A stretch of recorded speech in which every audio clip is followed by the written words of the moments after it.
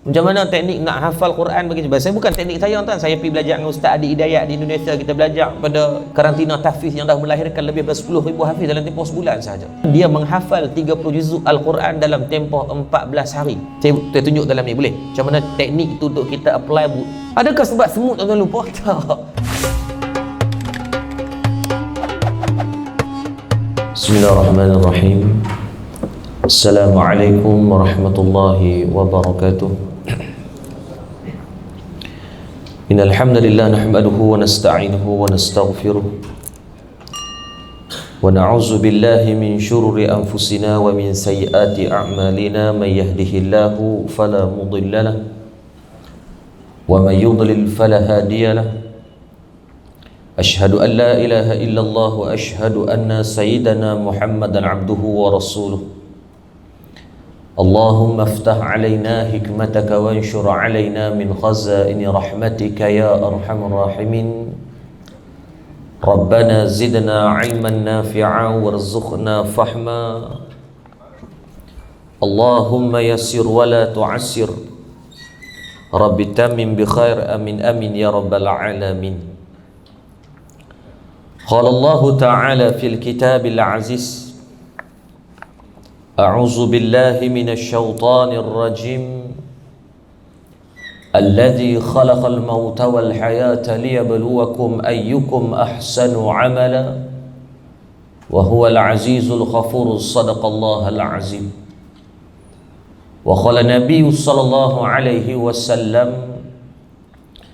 سيصيب أمتي داء الأمم يا رسول الله وما داء الأمم الأشر والبطر والتكاثر والتناجش في الدنيا والتباغض والتحاسد حتى يكون البخي أو كما قال رواه إمام الحاكم. Yang dihormati Tuan Imam, Jawatan Kuasa Masjid, pegawai-pegawai masjid, para asatizah, tuan-tuan guru, muslimin muslimat, hadirin hadirat yang dimuliakan kerana Allah Subhanahu wa taala. Pertama dan selamanya sama-sama kita panjatkan setinggi-tinggi kesyukuran kehadrat Allah Subhanahu wa taala yang mengizinkan pertemuan pada pagi ini.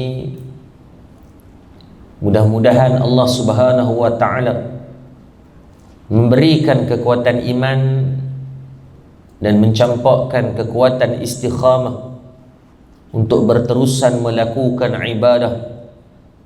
Nah, sebab Nabi sebut di dalam satu hadis, Nabi kata al-ibadatu fil harji ka hijratin ilayya.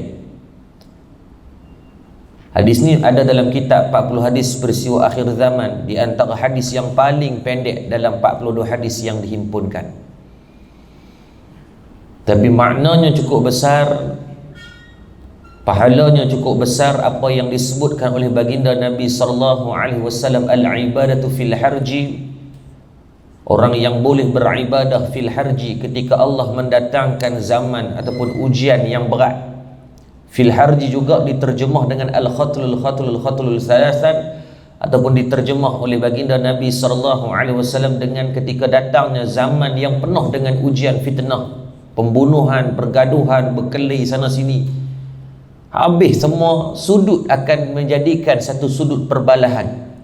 Dari bab agama, balah dalam bab-bab agama, pecah habis tu. Jadi ada yang puak golongan ni, ada yang dalam belah faham mengikut ni. Dan dalam bab politik, balah dalam bab politik. Dalam bab ekonomi, bergaduh bab ekonomi. Dalam bab persenjataan, bergaduh dalam peperangan. Sampai setiap sudut ni semua bergaduh. Sampai daripada sekecil-kecil benda, anak bergaduh. Anak bergaduh pagi, tengah hari elok dah, mak pak sampai kiamat tak sembang. Mangkuk ayun sungguh. Tu Nabi kata zaman di mana manusia yang mampu beribadah ketika datangnya ni penuh dengan permasalahan ni, dia masih boleh duk maintain lagi ni, boleh duk sustain lagi ni. Maka kata Nabi, kahijratin ilayya, diberikan balasan ataupun ganjaran pahala seperti mana kahijratin ilayya, mana kamu berhijrah kepada aku. Maka Nabi samakan, Nabi memberikan tamsilan. Tuan-tuan, ketika tuan-tuan boleh bangun subuh pagi ni, tuan-tuan boleh, tuan-tuan nak mujahadah bangun subuh ni bukan senang tuan-tuan. Benda yang paling best tu apa? Bila jaga pukul 5.30, lepas tu kita buat macam ni, tidur sat 5 minit. Hak tu paling best tuan-tuan. Kan? Dia jaga-jaga tu, lepas tu 5 minit dia buat kat bini dia, sayang 5 minit. Hak tu tuan-tuan rasa macam tidur 15 tahun. Kau boleh jadi ashabul kahfi tu. Dia lelap 5 minit tu tuan-tuan. Sadaqallahul azim tuan. Dia jaga insya-Allah 6.30 pula lah 5 minit tu. Nikmat tuan-tuan. Dia jaga-jaga, lepas tu dia tidur balik. Lepas tu jaga lagi, tidur lagi. Tuan-tuan, Allah, nikmat tu tak boleh beli tuan-tuan. Jutawan tak boleh beli nikmat tu. Tapi tuan-tuan, bila Allah bangunkan kita, pilihan tu Allah nak bangunkan. Kalau Allah tak bangunkan tuan-tuan, pagi ni jadi jenazah kita. Bini duk gerak, abang, buk lembek gitu. Tuan-tuan, habis. Pagi kira nak kena bungkuih ya kita. Betul, ketika Allah mengizinkan boleh melakukan ibadah, doalah. Mudah-mudahan ni tuan-tuan duduk dalam majlis ilmu, tuan-tuan duduk di tempat yang baik, Raudhatul Jannah, tuan-tuan baru selesai melakukan ibadah. Maka semua tu di antara tempat-tempat yang mustajab doa. Maka khasatkan dalam hati ni, ya Allah, kekalkan aku dalam ibadah macam ni sampai mati. Dan saya doakan semua yang hadir pada pagi ini, Allah mengizinkan istiqamah sampai mati. Amin ya rabbal alamin, insya-Allah. Muslimin muslimat yang dirahmati Allah Subhanahu wa taala, pagi ini kita sambung mengambil hadis-hadis pilihan berkaitan tentang tanda-tanda kiamat. Mudah-mudahan Allah Subhanahu wa taala memberikan kebaikan kepada semua, insya-Allah. Dalam satu hadis daripada Huzaifah bin Usaid radhiyallahu anhu, seorang sahabat Nabi, membicarakan soal hadis yang berkaitan tentang Dajjal. Tentang Dajjal. Hadis berkaitan Dajjal ini ada banyak sangat. Dalam Sahih Bukhari ada berpuluh hadis yang membicarakan khas, yang mengkhususkan cerita tentang Dajjal. Bukanlah kita membicarakan tentang Dajjal ini untuk kita takut dengan dia, tidak. Tetapi baginda Rasulullah SAW memberikan pesanan ataupun hint ataupun tanda-tanda tentang Dajjal ini sebagai peringatan untuk kita ambil tahu. Untuk kita mengambil berat di antara, sebab ini di antara fitnah yang terbesar sebelum Allah datangkan kiamat. Sebab tu dalam hadis ada, dalam tuan-tuan buka dalam bab dalam Sahih Bukhari, dalam kitab dalam bab ad-du'a qabla salam. Doa-doa yang Nabi akan baca sebelum Nabi bagi salam. Maksudnya riwayat hadis ini disebut ketika Nabi dalam solat tu. Kana yad'u fi salah, dalam hadis tu. Maksudnya Nabi melakukan perbuatan bacaan doa ini, kata Sayyidatina Aisyah radhiyallahu anha, ketika Nabi dalam solat lagi. Nabi baca apa? Di antara doa dia, Allahumma inni a'udzubika min adzabil khabr wa a'udzubika min fitnatil masiihid dajjal wa a'udzubika min fitnatil mahya wa fitnatil mamat. Allahumma inni a'udzubika minal ma'sami wal makhram. Ini antara doa yang Nabi baca. Di antara dalam doa tersebut Nabi minta, wahai Allah, aku mohon perlindungan daripadamu daripada fitnah Masihid Dajjal. Kerana fitnah Masihid Dajjal ini di antara fitnah yang banyak akan merosakkan umat manusia. Maka dalam kita pagi ini kita mengambil salah satu hadis yang membincangkan soal itu. Qala Nabi sallallahu alaihi wasallam, telah bersabda baginda Nabi sallallahu alaihi wasallam, Inna dajjala law kharaja fi zamanikum laramathu as-sibyan bil khadhafi walakinnahu yakhruju fi nakhsin minan nas wa khiffatin minad din wa su'i dhatil bayyin. Hadis riwayat Imam Al-Hakim. Inna dajjal, sesungguhnya seandainya Dajjal, law kharaja fi zamanikum, itu muncul pada zaman kamu. Maka Nabi duduk dengan para sahabat, maka Nabi kata pada sahabat, kalaulah Dajjal ni, dia orang KL mungkin bahasa bakunya Dajjal, kalau orang utara dia panggil DJ tuan. Bunyi dia lain sikit, DJ. Kalau Nabi kata kalau Dajjal ni turun di zaman kamu ni, kalau Nabi duduk dengan sahabat, Nabi kata kalau zaman Dajjal ni turun zaman kamu, ataupun disebut dengan zaman tabi'in, sebab dia ada beberapa pembatasan di antara zaman ke zaman. Ketika sahabat itu hidup, ketika Nabi hidup, maka disebut mereka ni dengan sahabat. Setelah wafatnya Rasulullah sallallahu alaihi wasallam pada 11 Hijrah, maksudnya setelah Nabi wafat, maka orang yang hidup selepas daripada itu, yang lahir sehari selepas daripada Nabi wafat, yang tak sempat dia bertemu dengan Rasulullah, maka disebut mereka ini dengan tabi'in. Maksudnya para tabi'in belajar dengan para sahabat. Seperti mana Imam Malik belajar dengan Sayyidina Anas bin Malik, belajar dengan sahabat-sahabat yang masih Allah panjangkan umur mereka, maka rantaian ilmu itu bersambung. Setelah wafatnya zaman sahabat, habis semua sahabat yang pernah jumpa Nabi ni semua meninggal dah, maka lahirnya golongan selepas itu disebut dengan tabi'in. Maksudnya tabi'in ni rantaian ilmu mereka sampai kepada zaman tabi'in. Lepas tu barulah tabi'in, masuknya zaman salaf, zaman khalaf dan sebagainya. Berpanjanganlah sampai pada kita ni dah 1400 tahun. Cuma waktu ni Nabi kata apa? Nabi kata kepada sahabat, kalaulah Dajjal ni turun zaman hampa ni, Nabi kata apa? La ramathu as-sibyanu bil khadhaf. Nescaya ketika itu kanak-kanak ataupun budak-budak kecil akan melemparkan batu. Maksudnya apa? Kalau Dajjal mai ketika zaman tu, budak-budak pun reti beza yang tu Dajjal. Budak-budak pun kenal ni Dajjal ni. Punggai batu, baling batu dekat dia. Maksudnya mereka akan menolak fitnah Dajjal ini ketika Allah datangkan zaman tu. Tetapi tuan-tuan muslimin muslimat dirahmati Allah Subhanahu wa taala, cuba tengok apa yang Nabi sebut selepas itu. Kenapa zaman Nabi SAW, zaman sahabat, zaman tabi'in, kalau datangnya fitnah sebegitu, budak-budak pun boleh membezakan sebab ada pegangannya yang Nabi sebut. Nabi kata walakinnahu yakhruju fi naqsin minan nas.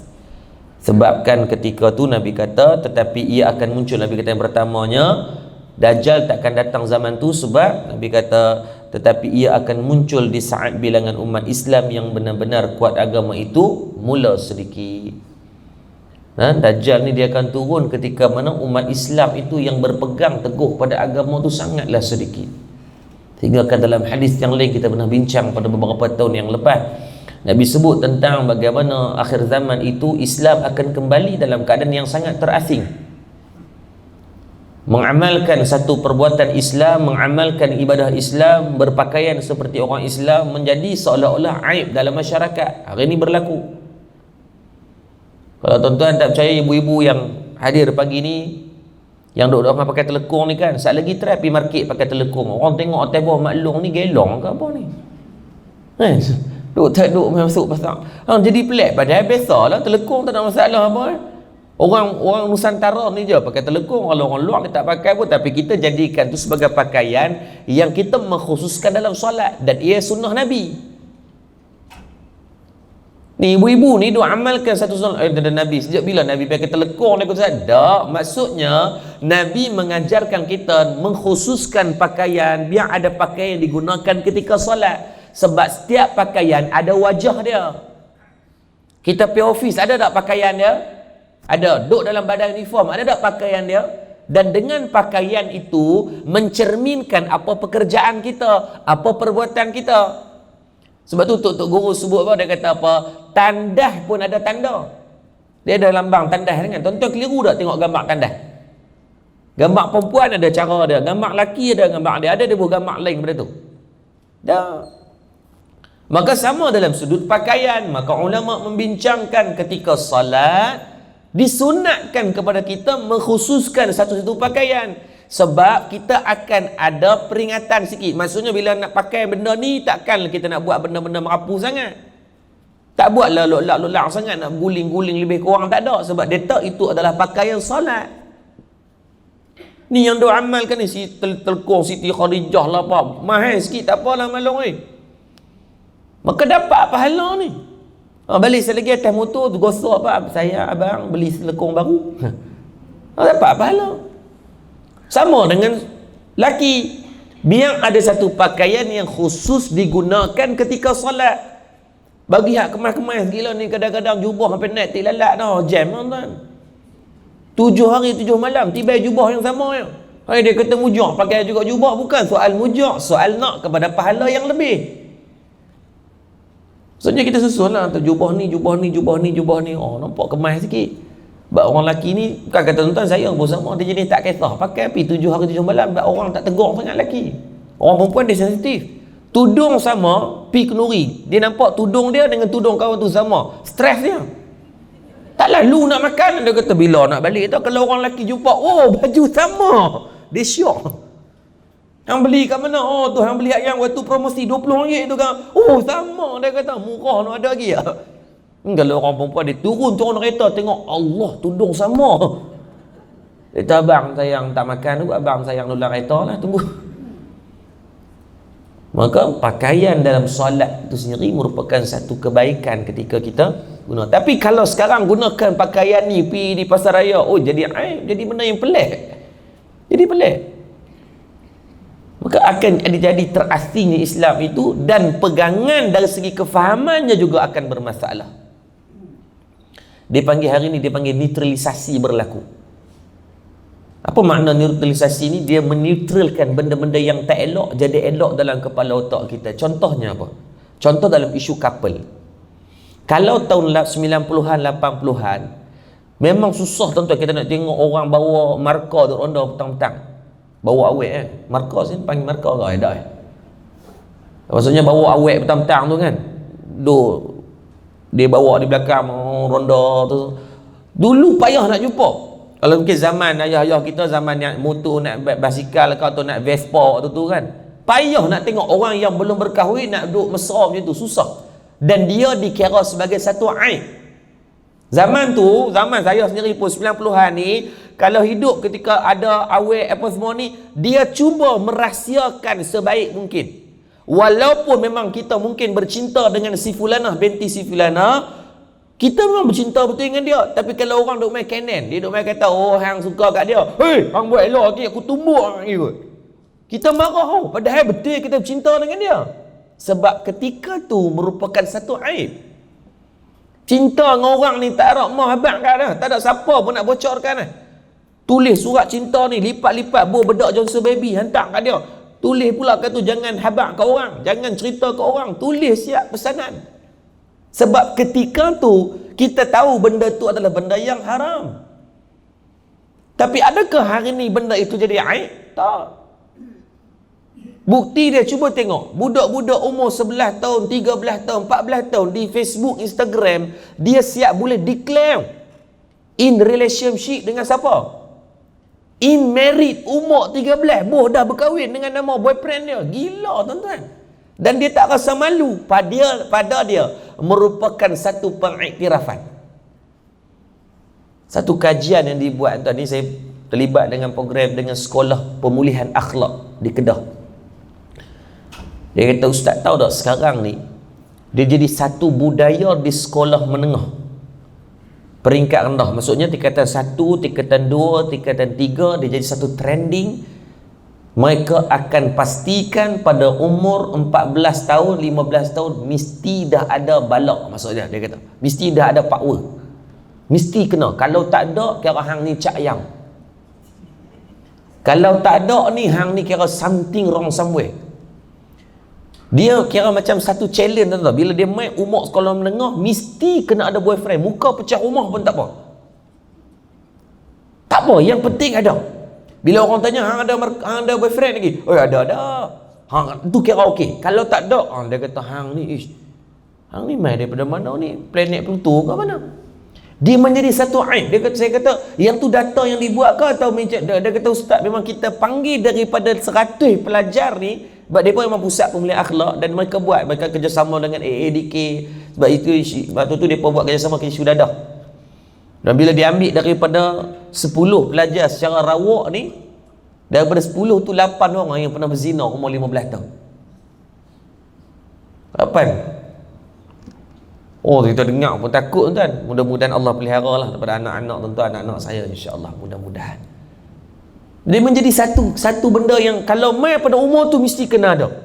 Lepas tu dia pun tak ada pelik, dia declare. Lepas tu sekejap lagi putus cinta, divorce pula dah, bercerai talak apa pun kita tak tahu.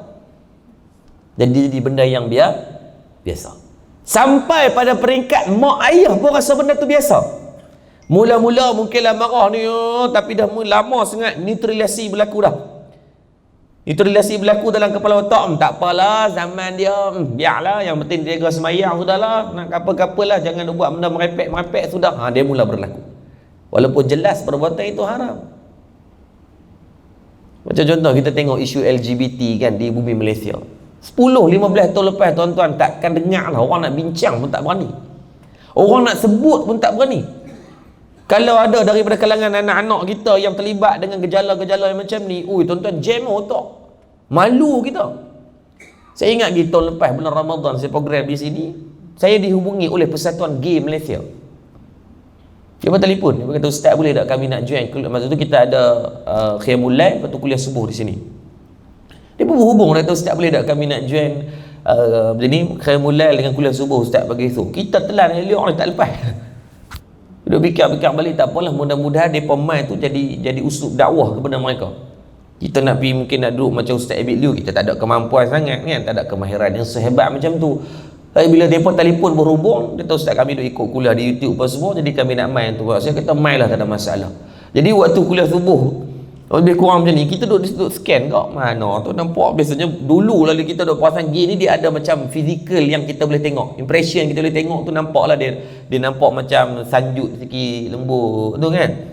Tapi pagi tu duduk cari, kita duduk scan ni, mana tak main ni, mohon aku perasaan ni. Habis kuliah tuan-tuan, duduk main. Dia kata, "Ustaz ni kami lah yang telefon Ustaz tu." Kita duduk fikir telefon, daripada persatuan, dia kata kami. Tuan-tuan, saya terkejut sebab yang main tu lelaki maskulin betul ni. Yang sadu ada six pack, kita apa haram tak ada six pack ni. Hak main ni tuan-tuan takkan nampak dia sebagai game je lah. Yang syoknya si ada pasangan, dia tarik, "Ustaz ni lah pasangan saya nak termuntah." Kita tengok tuan. Dia punya mesra tu lain macam, kita tengok pun nak ramai belum umur ni. Dan benda tu bila dia datang tu, kita tak apalah, kita raih lah atau sebang dia apa semua. Kita tanya dia, "Sekarang ni data anak LGBT apa semua ni dah ada ramai mana?" Dia kata, "Ustaz, kami tak ramai Ustaz, cuma di Malaysia kita ada 200,000 orang dalam persatuan dia, komuniti dia." Kita dengar Allahu Akbar. Dia sembang dengan untuk imam kita itu, ada 200,000 orang tuan-tuan. Kalau di Malaysia ada 222 parlimen tuan, maksudnya mereka ada setiap parlimen lebih kurang 900 orang. Ramai ni. Dan neutralisasi mereka sedang melakukan benda tu. Mereka berani dah buat himpunan cara terbuka. Dulu pernah dengar tak dulu? Takkan pernah dengar lah tuan. Mereka pun tak berani. Dan kalau tuan-tuan tengok baru ni dalam persidangan PBB berkaitan hal orang undang-undang di seluruh dunia, membicarakan soal hak kemanusiaan, hak kebebasan bersuara, apa yang didatangkan di antaranya isu ni. Maka minta agar kerajaan Malaysia dan negara-negara umat Islam membenarkan akta-akta hak kebebasan mereka untuk memilih mereka sebagai LGBT. Mengiktiraf mereka lah, bahasa mudah. Ini namanya neutralisasi. Lama-lama kita akan jadi biasa. Baru ni tahun lepas keluar satu video, satu pasangan orang Melayu yang beragama Islam, mak dia buat video komersial lah. Anak dia gay, dia kata apa, "Saya bersyukur lah, tak apalah, saya redha anak saya Allah pilih macam tu apa semua." Orang mula-mula marah tuan, bila video tu dilancarkan, mau apa hantam, apa punya maklong ni, gelong kot maklong ni, minyak ketum ke apa tau. Duk buat redha anak dia. Permulaan, lepas tu dia pun viralkan lagi sekali, viralkan kali kedua, kali ketiga, kali keempat, sampai peringkat netizen mula rasa neutral. Tak apalah, yang penting anak dia jaga semayang, gay pun tak apalah. Mula dah. Nah, atau hati-hati. Sama dulu tuan-tuan, zaman Nabi SAW nak membezakan di antara golongan murtad dan Islam pun payah, disebabkan Nabi sebut dalam hadis, ketika tu orang murtad pun semayang. Abdullah bin Ubay yang kita dengar power duk hantam Nabi ni, di antara ketua pemuka puak-puak murtad ni, dia tu semayang.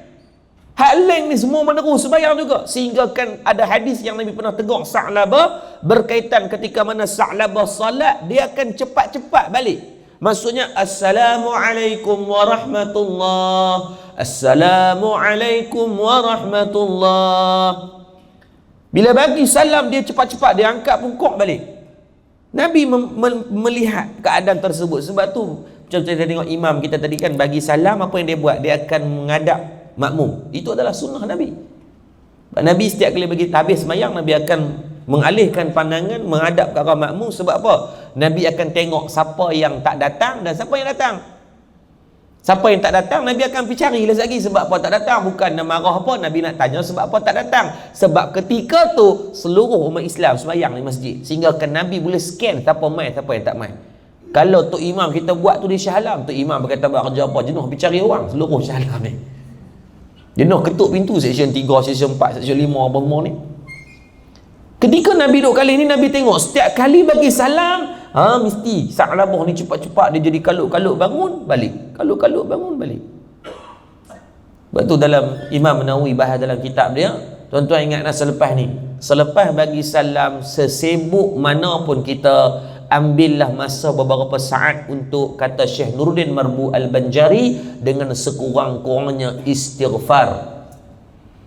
Tuan-tuan duk balah lah bab ni. Saya pernah balah dengan orang yang berfahaman Wahabi sikit ni.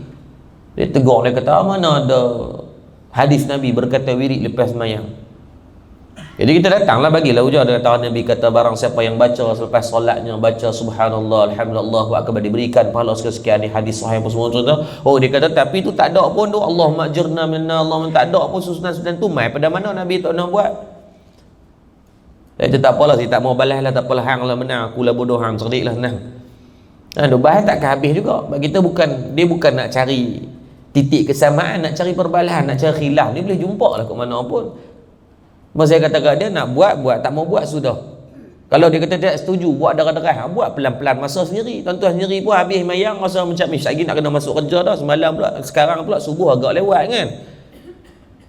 Dan kadang-kadang subuh makin tadi macam tadi 6:30 mungkin kita yang terlibat dengan kerja, nak pergi Kuala Lumpur tu, takut jam dan sebagainya. Sesibuk mana pun, ambil ruang sekurang-kurangnya 3 ke 7 kali istighfar, ambil masa sendiri.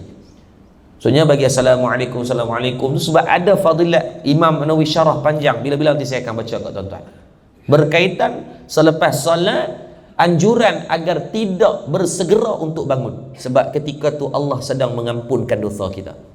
Sebab solat kita tak perfect tuan-tuan. Tengah duduk semayang teringat nak makan nasi goreng kan, tengah duduk semayang teringat kereta kunci ke tak tahu. Tengah duduk semayang dia boleh rabah di atas poket atas ni, ingat ke rabah benda apa, takut rokok tinggal dalam motor. Jangan dia buat pasal tengah semayang ni otak dia jadi leng. Benda ni dibuat kajian. Tuan-tuan cari buku solat dan sains, tuan-tuan cari tengok. Buku ni tulis orang ahli perubatan, depa try buat kajian, depa ada mesin, depa scan macam mana tahu. Dia kata otak manusia yang paling booster, dia panggil paling kreatif adalah ketika solat. Ibu-ibu ketika tak tahu nak masak apa tengah hari sekali, try sembahyang duha sekali, Allahu Akbar, menu siap sampai minggu depan. Otak manusia ketika tu hilang kunci, waktu tu jumpa lupa apa-apa, mayang dia ingat. Dia pun buat kajian ni, dibuktikan. Tuan-tuan buka dalam buku solat dan sains, perseptik solat dan sains, dia pun buat kajian tu. Kerana dia duduk, dia panggil pada alpha mood, yang tenangnya otak ni dia boleh fikir, tak serabut. Sebab tu ingat, dia panggil ni tulisan ni berlaku dalam masyarakat. Benda yang haram cuba untuk dibiasakan. Free hair jadi benda biasa, tak ada masalah lah ni. Free hand dia tak nak buat macam mana, anak saya dah macam tu dah, saya tak apalah, dia kata nanti kubur asing-asing terkorak dia. Tapi berlaku ni tulisan, hati-hati benda ni. Sebab zaman yang Nabi kata pegangan agama itu mula hilang daripada manusia.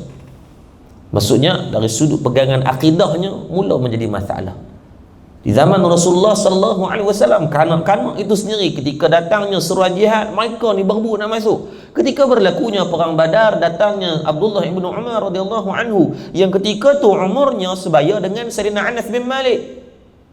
Sayyidina Anas bin Malik, Abdullah ibn Umar ni semua sahabat-sahabat Nabi yang mereka ni jauh beza umurnya dengan Rasulullah.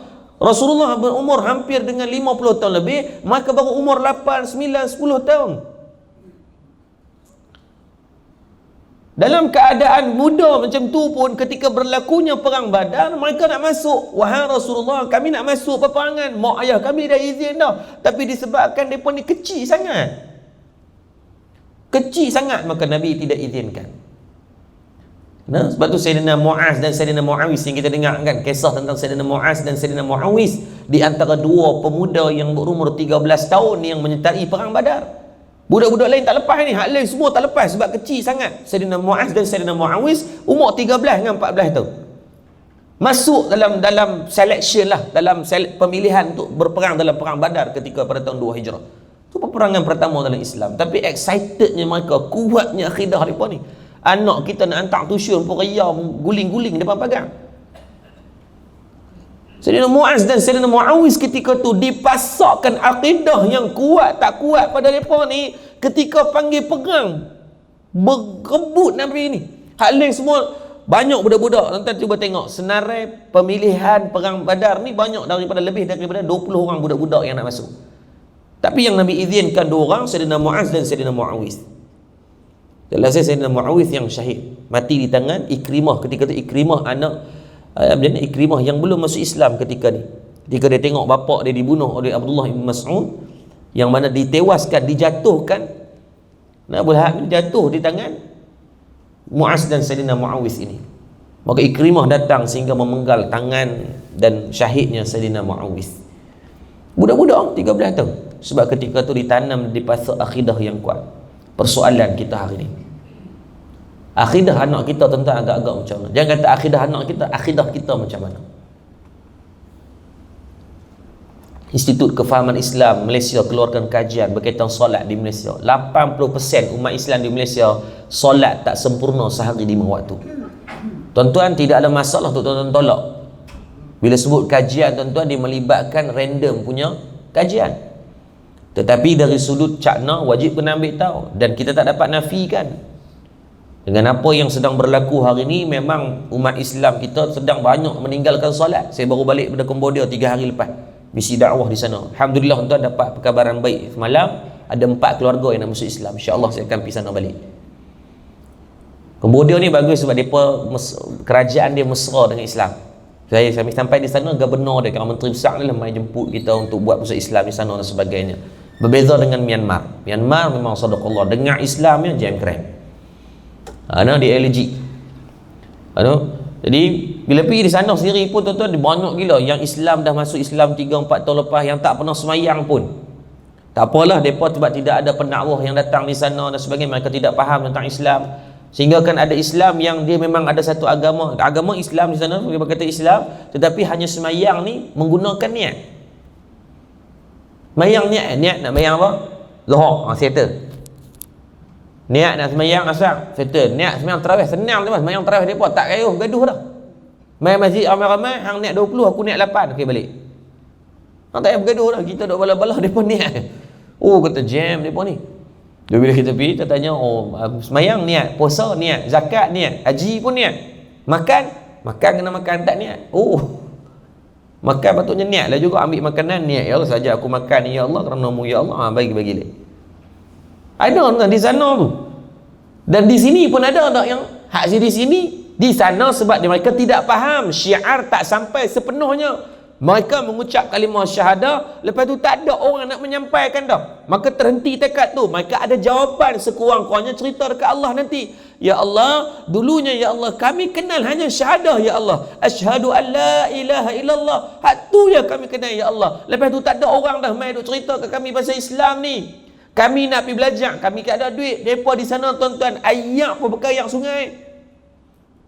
Elektrik ni mereka guna benda-benda mana yang ada. Kebanyakannya menggunakan satu generator, kongsi habis satu kampung. Kampung tu memang susah sungguh. Sian tengok.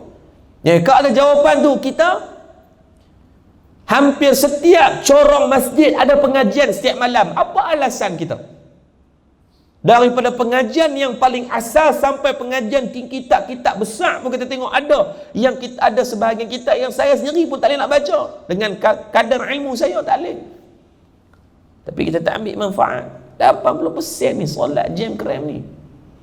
Lepas tu suruh tengok jauh lah, balik kita tengok daripada ahli keluarga kita.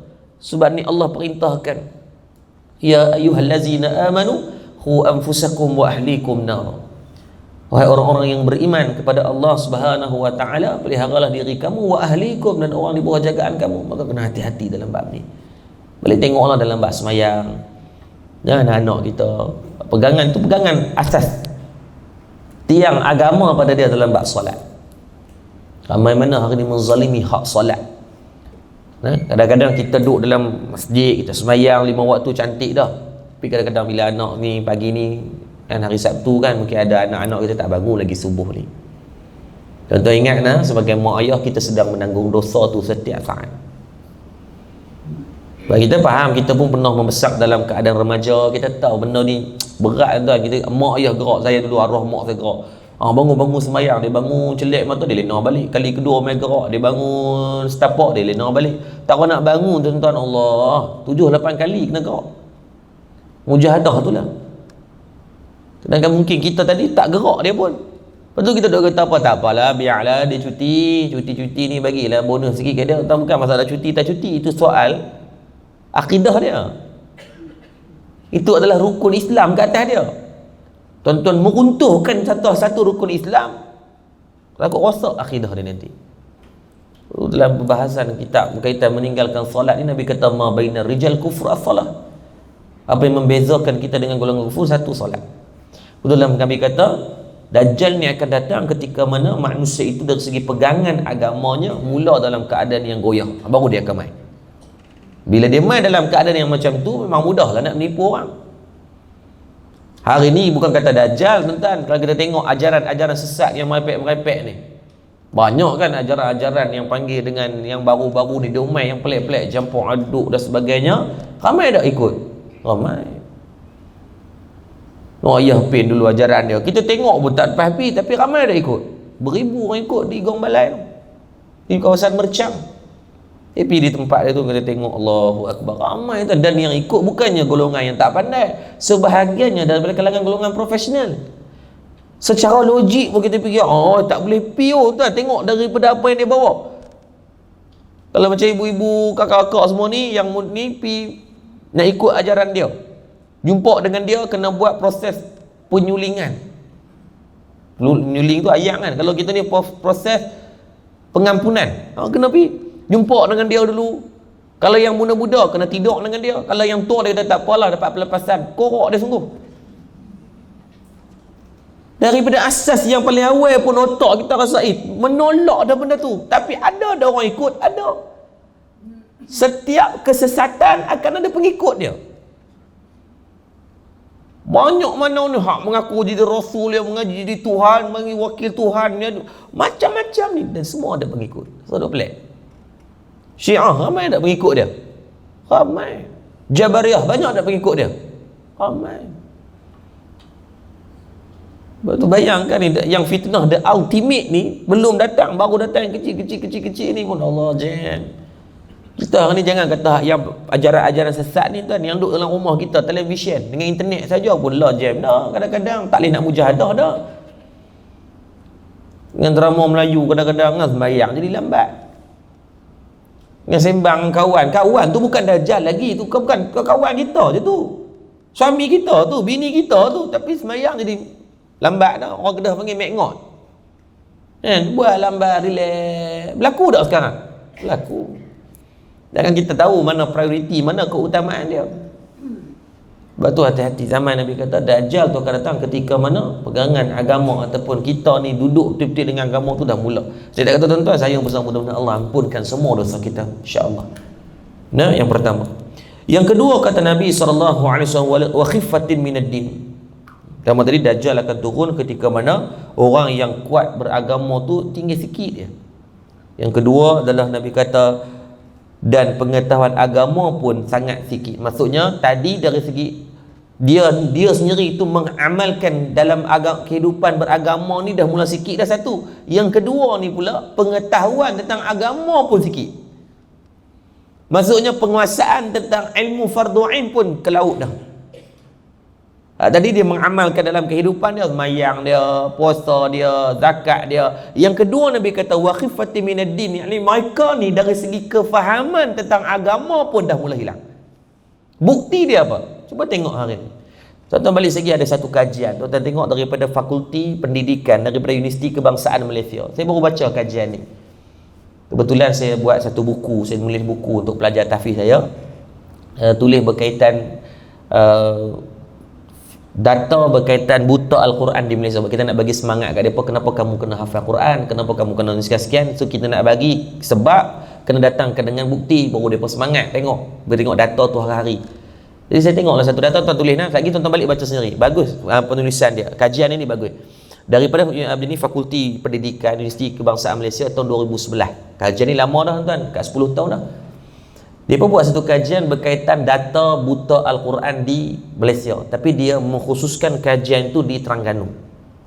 Maksudnya dia target lah, tak boleh nak buat satu Malaysia meninggal dia nak buat kan? Jadi dia ambil beberapa sekolah yang high class sikit di Terengganu. Daripada beberapa sekolah dia ambil lebih kurang dalam 1,000 orang pelajar. Daripada kajian tersebut, pelajar tingkatan 4, maksudnya umur 16 tahun, dapatan kajian ni, saya terus kepada dapatan kajian. Dapatan kajian yang didapat daripada pelajar berumur 16 tahun di beberapa sekolah berpendidikan tinggi lah, maksudnya sekolah-sekolah yang bukan sekolah-sekolah Cak Ayam ni sekolah-sekolah yang elit sikit.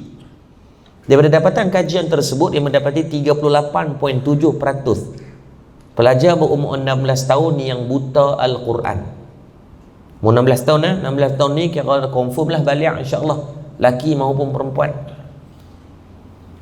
38.7 ni tuan-tuan, bukan satu angka yang kecil. Maksudnya dalam 3 orang akan ada seorang yang buta Al-Quran daripada kalangan remaja kita hari ni. Dan kalau dia buta Al-Quran, maksudnya dia memang dia tak boleh baca ni. Kalau bagi mushaf Quran ni, dia tak boleh nak baca.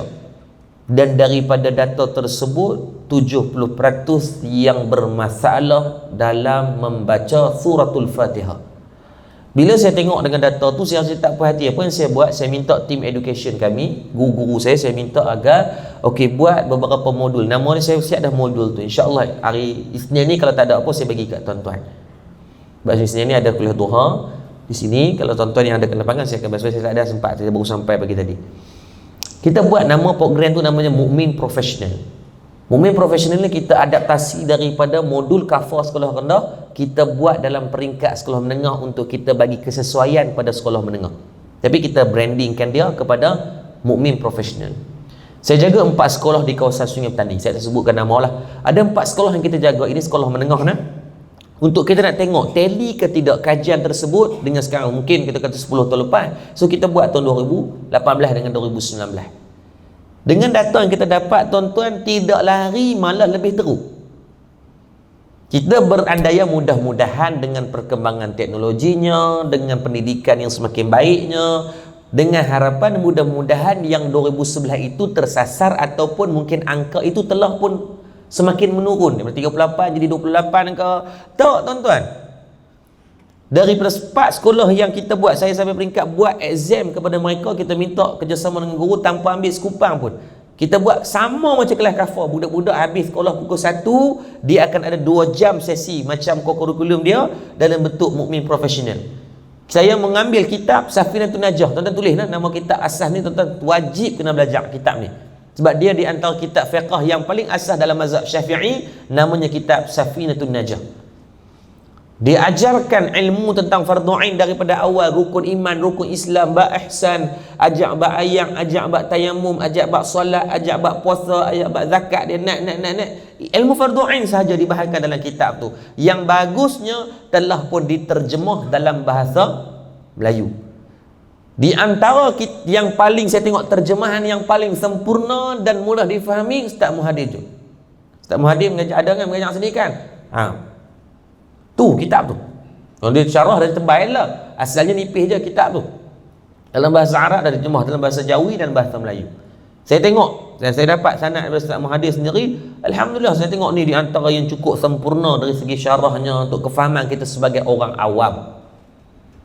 Bila kita tengok tuan-tuan, daripada 1000 pelajar kita ambil pun, Allahu Akbar, 80% tak boleh baca Quran. 70% daripada pelajar tu yang hanya boleh ingat 2 ke 3 surah, maksimum 3 surah daripada Quran. Maksudnya surah Fatihah 1, lepas tu Qul Huwallah atau mana-mana surah yang lain. Hal ni semua tak tahu. Dia tuan takut kita tengok. Lepas tu yang UKM punya kajian, kita kata ya Allah, tak pelik tuan. Mujuk dia ambil di Terengganu. Tuan-tuan tahu kan, Pelajar Terengganu memegang rekod SPM terbaik beberapa zaman dah. Cuma baru ni je Terengganu kalah dalam result UPSR dengan Kelantan. Sampaikan mereka buat mesyuarat khas untuk kenapa skor jatuh. Bukan skor jatuh pun, cuma Allah izinkan tahun ni Kelantan dapat lebih sikit. Result mereka maintain still tinggi, mereka tempat nombor 2 juga. Kira ambil di tempat-tempat yang cerdik, ambil di sekolah-sekolah yang baik pun 38.7. Tuan-tuan rasa salah tuan, kalau pergi pada sekolah-sekolah yang mungkin biasa ni, data dia agak-agak macam mana? Berubah ke sama? InsyaAllah berubah. Baik, kita tak suruh bincang dulu. Sekarang kita ambil yang kita pula. Ni tanggungjawab kita pula. Berapa ramai dalam kalangan tuan-tuan dan saya yang duduk dalam dewan pada pagi ni yang pernah secara khusus mendengar bacaan surah Fatihah anak dia? Kita tak payah tengok kalau anak ni kita pula. Babut kajian dia kata, "Oh, Terengganu, saya orang KL, dia orang Selangor." Okey, baik, kita. Saya dan tuan-tuan, saya ada 4 orang anak dan tuan-tuan pegang anak masing-masing kan? Berapa ramai secara khusus pernah mendengarkan anaknya baca suratul Fatihah? Sebab apa saya tekankan suratul Fatihah? Sebab setiap hari menjadi tanggungjawab dalam rukun kehidupan dia 17 kali sehari untuk dia baca suratul Fatihah dalam solat dia. Khosak suratul Fatihah, khosak solat dia. Rosak solat dia, maka dia akan datang rantaiannya sampai kepada kita sebagai mak dan ayah. Kata Al-Imam Al-Ghazali rahimahullah ta'ala dalam kitab Ihya Ulumuddin, ketika anak mencecah umur baligh, maksudnya dia cecah ulul ahlam wan nuha, dalam keadaan mak ayah yang tidak menyempurnakan ilmu fardu ain ke atas mereka, setiap saat perjalanan kehidupan mereka, tuan-tuan dan saya akan menanggung dosa. Kita pergi masjid tanggung dosa, duduk di Mekah tanggung dosa. Tanggung dosa apa ni? Sebab anak tak settle lagi ni, settle ilmu fardu ain dia, dan dia masuk pada peralihan zaman. Taklifan syariat itu dia tanggung dalam keadaan tidak ada ilmunya, yang sudah pastilah akan banyak silap yang dia buat. Bukan nak suruh kuasai ilmu nahwu saraf, bukan nak suruh kuasai ilmu mantiq, bukan nak suruh anak tu faqih dalam untuk jadi hafiz Quran, bukan nak wajibkan agar dia ni sampai jadi pakar hadis.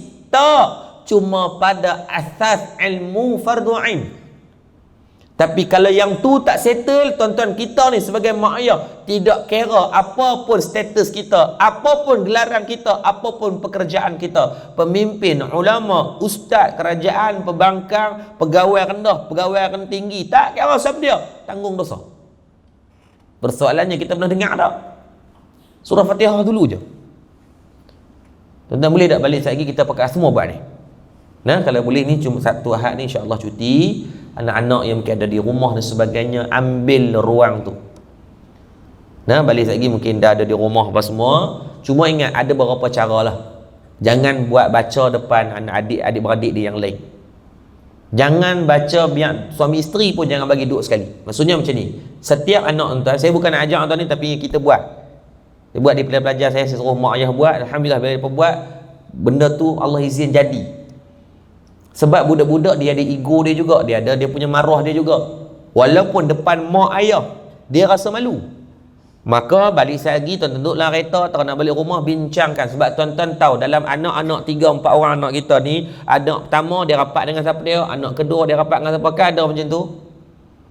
Kalau semua anak rapat dengan mak, maka mak kena adjust sat, kena korbankan sikit sat. Sebab kalau awkward tiba-tiba dia tak rapat dengan ayah ataupun dia tak rapat dengan mak, tiba-tiba sagi mak duk main tanya macam Inspektor Sahab tu macam dia tak selesa. So lagi balik lah, dia bangun ada jom ikut mama Ustaz, jom Ustaz ikut mama pergi pasar, pergi market ke apa kan, bawa dia lagi singgah di kedai makan, duduk dengan dia, sembang dengan dia, alung dengar Ustaz mama baca sekali.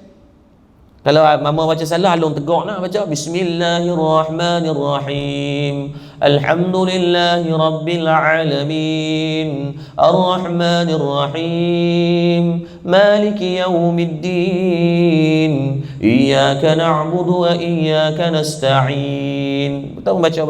Okey. Ada tak alung dengar ada salah mana-mana? Dia tak rasalah Tak Allah salah cak ayam sangat kan. Sebab kita mengiktiraf dia dulu. Bila dia tengok senyap, okey, mama tak pernah dengar pun baca, Alung pula baca. Tak apalah, salah-salah mama bukan nak cekik buat setungkus tanah pun. Dia pun baca. Kalau ada kesalahan yang mampu kita tegur. Kalau kita tengok bacaan ni memang nampak ni ada makhraj yang tak kena, sebutan Ar-Rahmanur Rahim, dia pergi Nur Rahim pula dah. Lari makna. Pada yang baca kan Ar-Rahmanur Rahim, ramai saya dengar ni. Ar-Rahman ni Rahim, baris bawah dengan baris atas tu jauh, tapi ramai yang mungkin disebabkan tadi neutralisasi lah, dah lama sangat.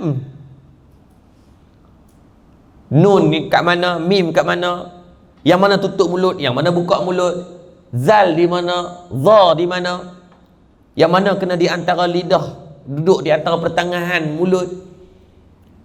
Bukan nak suruh sampai detail tu lagi, tapi dengar dulu basic dia. Okey, kalau salah kena cari kaedah. Tuan-tuan beruntung di masjid ni tuan-tuan ada sampai 7 imam. Mayang 5 waktu, imam 7 je nak bergaduh nak berhenti jadi imam ni. Allah izin semua imam blok bacaan, ya Allah. Kalau bulan Ramadan mayang di sini tuan-tuan. Kan contoh kalau Syekh Karim jadi imam, dia berhenti awal tu kita awal berhenti tu. Kan kita baru duduk sedap dengar Allahu Akbar, kita duduk belakang, tu imam ni baca dah lagi. Sebab sedap. Makhrajnya, sebutannya Allah. Bawa anak kita. Bawa dia ikut, bawa seorang-seorang kan. Hari ni bawa yang ni dulu, esok bawa yang tu pula. Ustaz dia dah, Ustaz tolong Ustaz betulkan surah Fatihah. InsyaAllah tu imam kita betulkan. Bukan tanggungjawab tu imam, tanggungjawab kita.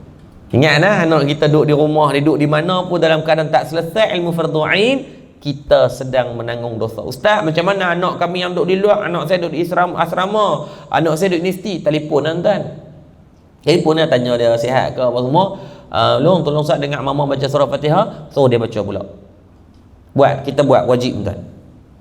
Dan sebab takut tuan 17 kali sehari dan 17 kali sehari tuan kena jawab depan Allah nanti kalau bacaannya tak betul. Kata Sayyidina Umar Al-Khattab radhiyallahu anhu, di antara benda yang akan disoal ataupun didakwa oleh anak-anak kepada kita, kita banyak bincang bab hadis dan sebagainya, kita akan dakwa anak-anak bab anak derhaka, tapi ingat ada juga yang disebut oleh para ulama bahawasanya anak-anak akan mendakwa mak ayah. Kita pun akan didakwa, di antaranya di atas kapasiti ilmu mereka. Dalam bab haid nifas, banyak yang terlepas pandang. Kadang-kadang anak perempuan yang dah naik mencecah umur baligh, yang dia dah keluar haid tapi dia tak menguasai lagi ilmu tu, maka kita tanggung dosa. Ayah tanggung dosa dulu, bukan mak lagi, ayah dulu. Dia tu Ustaz, kami mana pernah mai haid seumur hidup, tak pernah mai. Bukan soal mai ke tidak, tapi ingat saat kita ijab kan, kita duk akad nikah tu, aku terima nikahnya, kita terima tu package untuk jaga isteri kita, jaga semua keperluan dia dari segi fizikal dan juga rohani. Fizikal, makan, minum, tempat tinggal, keselamatan dia. Dari segi rohaninya apa? Ilmu-ilmu dia. Kadang-kadang dalam bab ni pun terlepas pandang. Saya bagi satu contoh.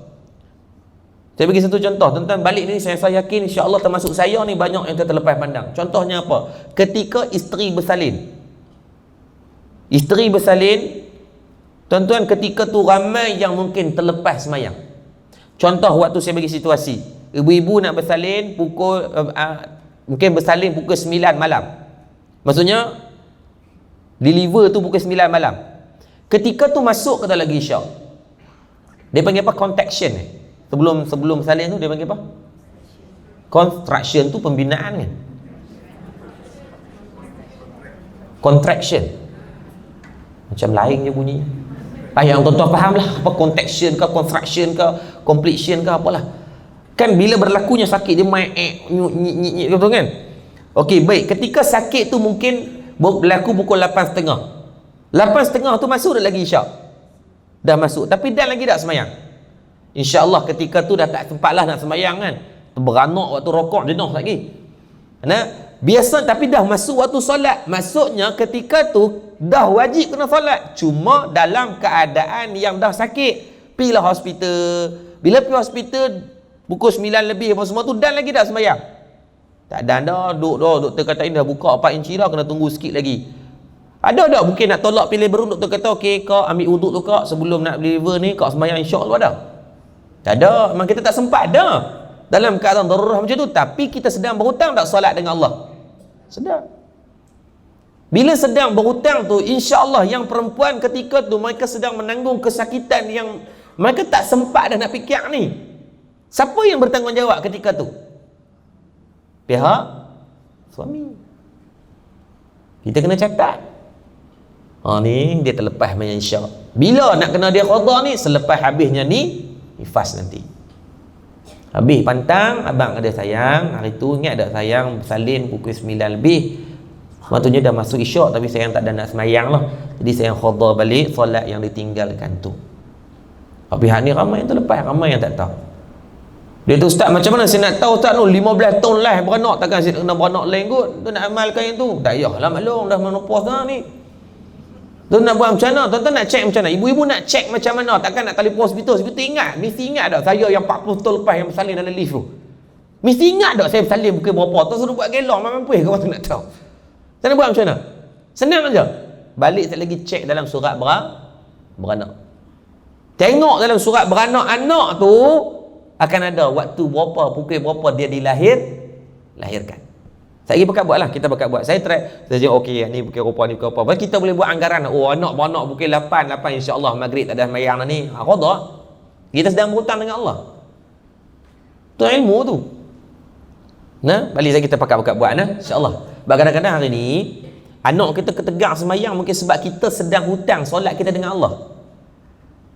Kan Nabi kata dah, kullu mauludin yuladu ala fitrah. Anak ni dilahirkan dalam keadaan fitrah. Dia tak ada salah apa, tak ada dosa apa. Tapi cerminan fa'abawahu, dia datang dia daripada cermin kita ni.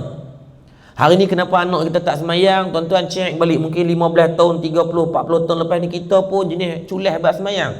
Dan ada solat kita yang belum kita selesai dengan Allah. Sebab tu saya kata benda pertama, kalau sat lagi tuan-tuan anak kita ingat jenis susah nak semayang, sebelum keluar kaki daripada masjid, semayang taubat dalam masjid dulu.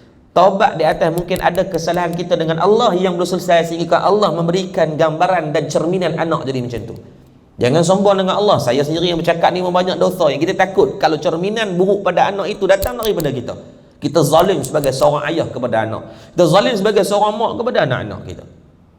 Kalau anak kita hari ni payah nak pakai tudung, cek balik. Mungkin dulu zaman muda kita, mi sepak raga, kita pakai selok pendek. Mungkin dulu zaman yang mungkin zaman kebayanya kita pakai dengan pakaian yang ketika tu nampak biasa.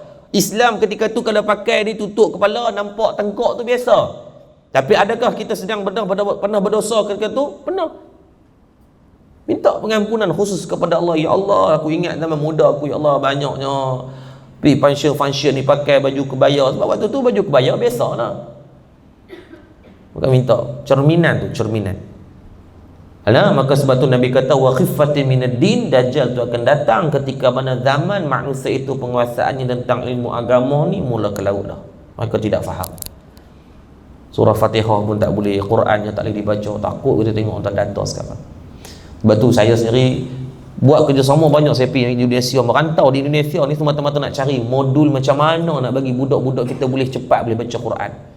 Macam di Tafiz kami sekarang, kita ambil ada lebih kurang 15 orang pelajar yang tak boleh baca Quran. Alhamdulillah dalam tempoh 2 minggu dah boleh baca Quran. Kita gunakan kitab Ruhul Amin. Ada banyak lah, tuan-tuan tengok ada. Kalau di Yayasan Karantina Tahfiz di Indonesia, dia ada kaedah dia ajak baca Quran dalam tempoh lebih kurang 4 jam. 4 jam boleh mengenal huruf, 72 jam boleh baca Quran. Saya try tengok, cuma kita apply tak, mungkin environment kita di Malaysia mungkin kurang kot. Tak orang budak-budak kita tak sama kita menggunakan kitab Ruhul Amin. Okeylah, 2 minggu budak-budak dah boleh baca Quran. Maksudnya daripada basic tak boleh langsung ni boleh baca. Kaedah lepas tu kita terpaksa kita carilah inovasi untuk dalam sistem pendidikan ni, terpaksa inovasi sebab budak-budak kita sekarang dah tak sama macam dulu. Depa dah manja sikit, depa hidup dalam environment yang lahir dengan teknologinya, maka mereka banyak belajar dengan teknologinya. Sebab tu kerajaan baru diumumkan, Dr. Mazli kan ketika dia sebagai Menteri Pendidikan, dia kata dia nak pergi kepada e-learning punya proses. Dia tak menggunakan buku. So budak-budak dah ke arah tu. Kalau kita tak berinovasi, maka budak-budak ni akan tercicir dengan dunia mereka. Kalau kita datang kan dengan sistem macam mana nak hafal Quran. Alhamdulillah tuan di tempat kita, macam saya datang 2 bulan lepas kan, saya cerita kat tuan macam nak bagi buat hafal Quran cepat. Kita buat di tempat kita. Alhamdulillah. Sehari budak hafal 1 juzuk Quran. Tuan-tuan boleh datang di rumah tuan-tuan. Ramai geng-geng Shah Alam dah datang dah. Saya boleh ajar kat tuan-tuan.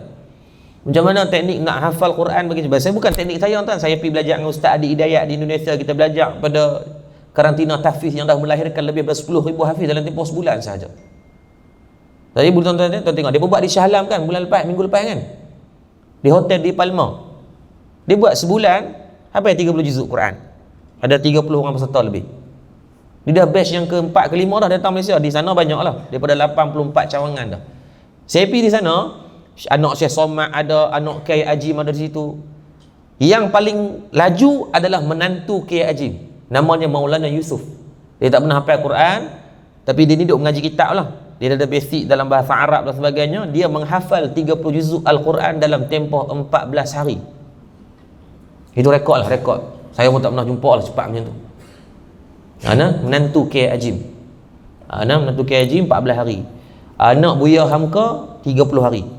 Saya tengok lah, saya tengok dia punya data-data tu. Dan saya sendiri try pergi. Betul saya bawa ayah saya. Okey, kalau saya try bawa ayah pula, ayah saya umur kat 70 tahun. Alhamdulillah boleh juga sehari sejuzuk. Bawa mak saya boleh juga. Bawa adik saya yang paling bongsu. Lepas tu saya kita apply di Darul Mutadhar menggunakan sistem tu. Dia ada kaedah tuan, macam mana dia macam ni. Saya berpegang dengan prinsip ajarkan mengikut kesesuaian dan keperluan orang. Kuda dia pandai berlari, ajak dia cara berlari, dia akan utilize kemampuan dia. Jangan paksa dia cara berenang, dia akan lemah lagi. Sama macam anak-anak kita. Saya akan detailkan kalau ada kesempatan. Ni waktu dah agak terhad, atau tuan-tuan nak saya ajak sikit boleh? Saya tunjuk dalam ni boleh. Macam mana teknik tu untuk kita apply. Tuan-tuan sendiri pun boleh hafal Quran. Saya yakin bila sebut ni tuan-tuan kata, saya ustaz dah makan semut dekat 2 lori dah ustaz ni. So saya otak tak tuan-tuan. Dia tak ada. Allah jadikan otak manusia. Kajian dibuat oleh University of California. Ni orang Mat Saleh buat ni. Otak manusia ada 100 juta gig yang tidak digunakan lagi. Ni otak kita yang walaupun besar tu je otak ni, dia ada kapasiti yang ruangnya terlalu besar. Sebab tu tuan-tuan bila balik kampung tuan-tuan lalu, tuan tengok kat sungai, tuan teringat, ada tak memori tu? Ada kan? Ada. Lalu kau ni ingat dulu arwah mak aku, lalu kau ni dia ingat tengok ni mangkuk ni yang dulu duk buat aku ni. Kan ada memori tu tak? Ada.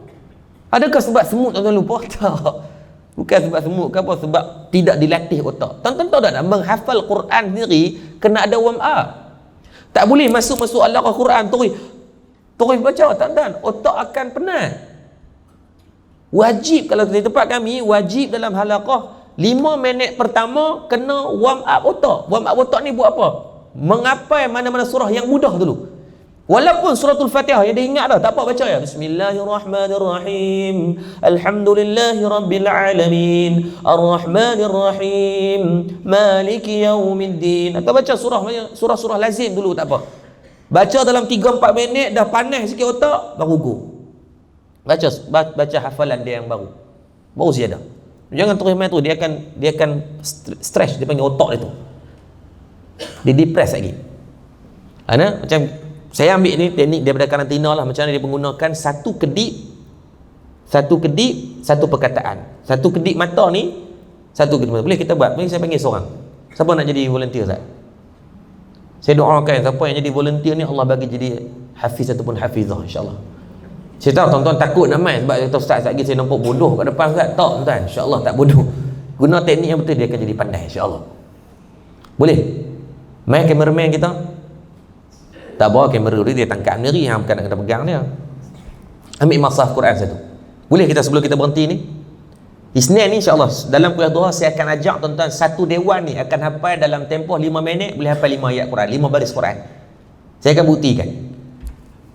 Okey, boleh. Masaf yang tu yang selesa. Okey. Dia kaedah dia macam ni. Kaedah dia, satu kemampuan otak manusia dia boleh menangkap image ni. Dengan dia tengok tu dapat tangkap dah. Sebab tu bila orang tengok jenayah, bila polis panggil buat pengecaman ataupun dia minta lukis wajah penjenayah ni, walaupun dia tengok sekali je, dia nampak scene tu sekali je, zoom, kawan tu kompok, kawan tu ragut, kawan tu tikam, dia nampak sekali, jarang ada ulang. Dia tikam, main balik, okey, tikam kali kedua, tikam kali ketiga, ada? Tak ada, sekali je. Tapi bila polis panggil untuk buat lakaran muka tu, Saya tanya kawan saya bahagian ketua jenayah. Dia kata, ustaz tahu tak, kebanyakan 70% hampir sama. Maksudnya kapasiti otak kita ni Allah bagi image kita boleh capture dengan sekali 1 second, tengok tuan-tuan boleh dapat dah. Dan tengok ni, okey ni muka macam ni muka macam ni. Sama ada nak disimpan dan dijaga atau tidak sahaja, itu je. Maka saya ajak tuan-tuan, kaedah dia macam ni. Nak menghafal apa-apa, dia bukan pada Quran je, apa-apa ilmu, termasuk ilmu-ilmu biasa pun, utilisekan otak dengan kapasiti tuan-tuan. Yang pertama, tuan-tuan imaginekan dulu tuan-tuan semua ada skrin masing-masing ni.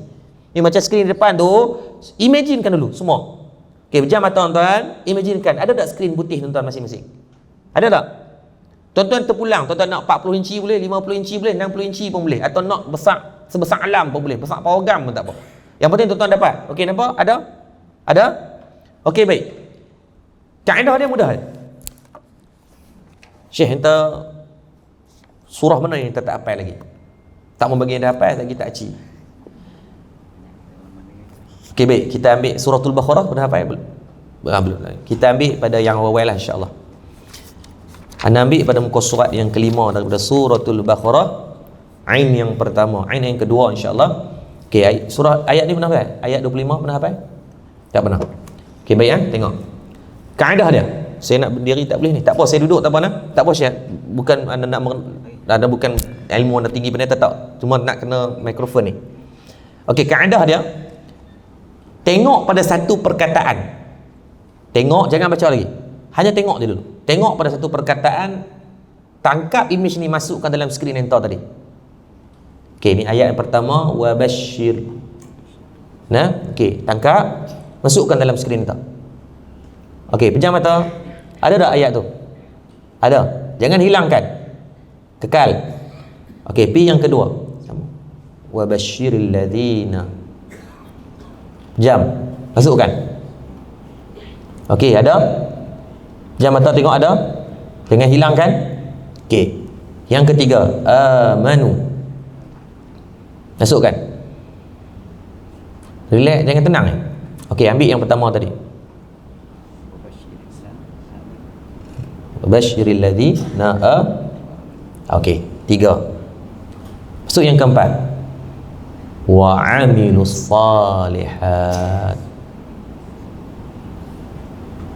Okey, pejam mata. Masukkan dulu. Masukkan pelan-pelan. Ambil dia pelan. Ingat tulisan dia, wa amilus salihat. Ada? Okey, ambil yang pertama tadi. Pejam mata, tengok balik. Ziarah dia, ziarah yang pertama balik. Okey. Sikit lagi. Okey, last. Anna lahum. Okey, masukkan dulu. Masukkan dulu. Jangan baca, jangan press otak. Masukkan dulu dalam image. Okey. Ziarah balik yang awal.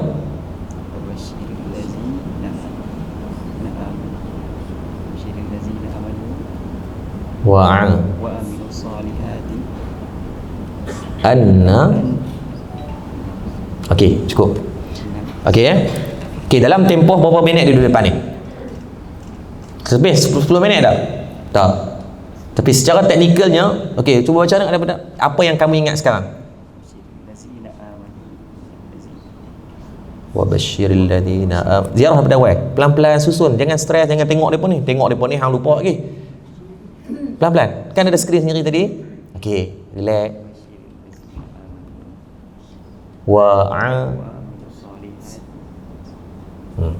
Okey, dalam tempoh kurang daripada 3-4 minit, dia dah ingat lebih kurang hampir satu baris daripada Quran. Ingat satu halaman ada 15 baris. Apa? Terima kasih Syekh. InsyaAllah jadi hafiz nanti. Sebab otak manusia dia boleh. Tapi jangan press lah. Kebanyakan kita, termasuk saya dulu, saya menghafal Quran dengan kaedah kita memaksa otak. Wa basyiril ladzina amanu wa 'amilus shalih wa basyiril ladzi.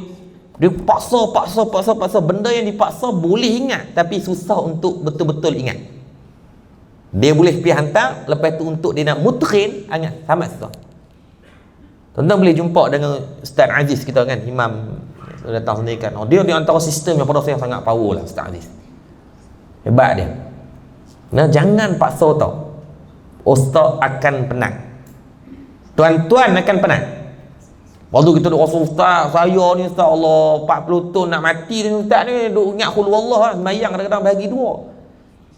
Tuan-tuan, jangan putus asa, boleh insya-Allah. Isnin ni saya akan ajak tuan, insya-Allah. Dia ada kaedah macam mana itu kita bahagikan setiap halaman, insya-Allah. Isnin ni nah. Dan saya sekarang agak sebab dia agak ni sebab saya nak bagi semua boleh insya-Allah. Ana untuk ingat wa khiffati minad din akan berlaku disebabkan kita sedang mengajarkan kadang-kadang dengan cara yang salah. Maka hilangnya minat kata mereka ke atas agama. Ramai hari ni yang dia paksa anak nak hafal Quran. Tak salah untuk paksa anak hafal Quran, tapi jelaskan anak dulu kena hafal Quran kenapa. Jelaskan pada anak dulu kenapa kena belajar fardu ain. Itu paksa tuan. Anak tu datang dalam keadaan kita pula nak kena reverse psychology balik, nak kena bertani balik, nak kena pujuk apa semua. Tak salah. Tapi kadang-kadang kita sedang memaksa benda yang belum sampai pada dia kena belajar dulu. Keutamaan. Anak baru darjah 1 suruh pergi ambil SPM. Peninglah anak. Bagi dia belajar darjah 1 dulu. Pelan-pelan, slow and steady dia naik, dia akan okey. Wakhifati minad dini, benda yang sangat kritikal sebabnya kalau tanya saya. Kalau kita saya terlibat, saya suka buat kajian, buat. Kebetulan ada team education kita yang memang depa ni terlibat dengan kajian terus. Nah, sebab tu tolong balik lagi apa yang kita boleh buat sekarang, tuan-tuan balik dengan anak-anak dulu nah. Tengok ada baca Fatihah di rumah. Cari macam mana saya nak buat sebentar. Maaf saya tak ada nak prepare apa buat mai. Saya ada modul free je, saya akan bagi tuan, jangan risau, saya tak akan charge apa-apa. Modul tu kita dah buat, dia panggil saya buat model nama dia klinik Al-Fatihah. Kita betulkan harfin biharfin, huruf ke huruf, sebutan dan makna, tajwid dan sebagainya secara jelas surah Fatihah tu saja. Nah, saya mungkin nak print memang tak sempat lah. Saya boleh bagi kat tuan dalam bentuk e-book, tuan ambil dan amalkan, gunakan dan tuan-tuan baca je sendiri. Sebab kita buat tu memang versi yang untuk orang awam untuk guna, untuk betulkan surah Fatihah dia. Cuma sekarang kita tengah buat untuk recording, untuk buat kepada audio. Sebab bila kita bagi untuk bacaan, ada orang yang dia tak boleh, sebab dia tak boleh nak berimajinasi bacaan tu bunyinya macam mana. So, kita terpaksa kena visualkan dalam bentuk video. Tapi yang dalam segi buku dah siap lama dah lah. Memang kita di Darul Murtada setiap minggu hari Jumaat pukul 3 kita ada klinik Al-Fatihah, welcoming all to come without any charge. Tak charge apa-apa. Tuan-tuan nak betul surah Fatihah saja ada 13 siri, 13 minggu yang perlu kita betulkan. Sebab dia melibatkan daripada mula kita balik sampai kita pejam mata ni, tanggungjawab dia. Tolong betulkan. Saya rasa mungkin daripada pihak request imam kita bagus, dia okey, alhamdulillah. Minta buat khas klinik Fatihah. Apa kita pakat-pakat betulkan. Saya sendiri secara peribadi, saya pergi Mesir buat jazah Quran di sana. Buat tuan-tuan, kita duk rasa baca macam okey dah tuan. Baca tuan banyak gila salah. Rasa macam malu nak baca apa orang.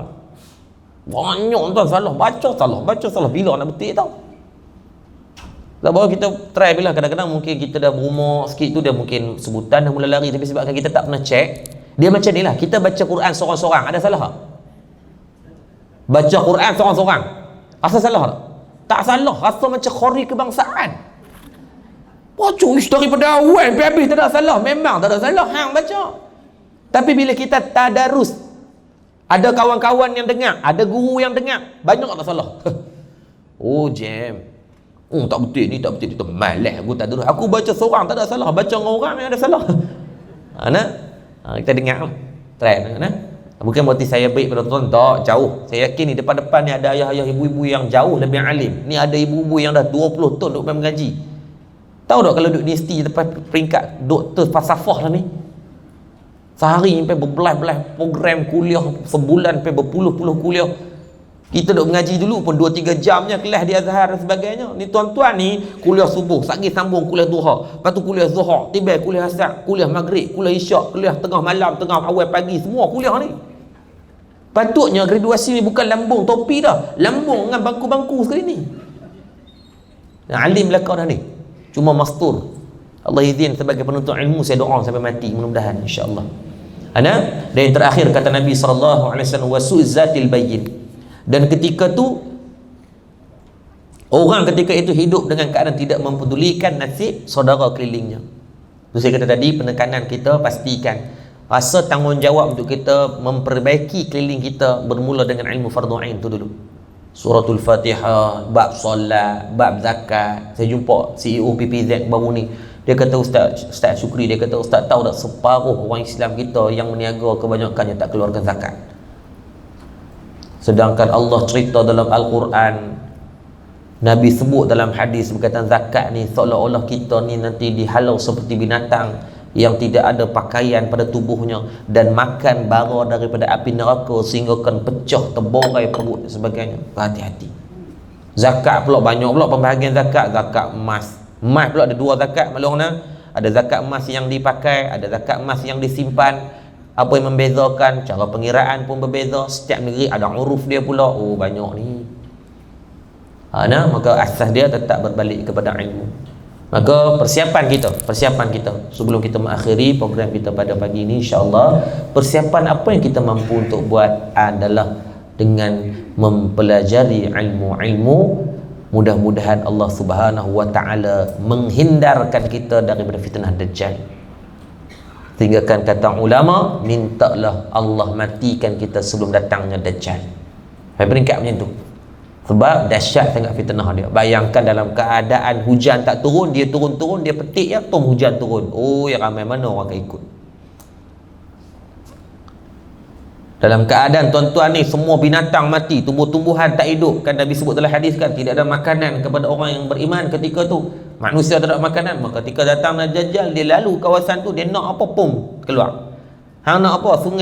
Sungai daripada yang susu pom lahir. Oh tuan-tuan, ramai mana orang akan sesat lagi menyesatkan ketika tu.